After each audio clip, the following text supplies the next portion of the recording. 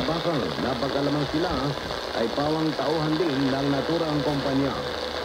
Samantala, maaaring masira ang magandang pagsasamahan ng bansang China at ng Pilipinas sa karang ipatupad kamakailan ni Acting Immigration Commissioner Ramon Liwag ang paglalagay ng 100,000 pisong cash bond ng insig na papasok sa bansa na ayon naman sa Chinese Embassy ay isang discriminatory act. Baging si Representative Jose Yap ay hindi kinatigan ang ipinatupad na kautusan ni Liwag dahil sa may nakatakdang diskusyon umano ang Pilipinas at ang China sa Enero ng susunod na taon na sinamang tinatawag na kailangan na tatalakayin sa nasabing issue.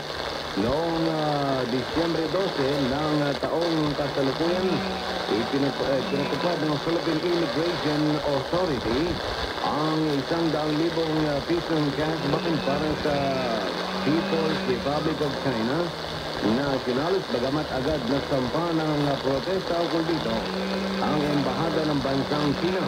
Simula kamakalawa hanggang kahapon, siyam na kataong may hawak ng PROC passport ang ikinulong sa Ninoy Aquino International Airport. Bunga nito, nagpadala ng kinatawa ng embahada ng bansang China sa Foreign Affairs, International Airport Authority at sa Bureau of Immigration.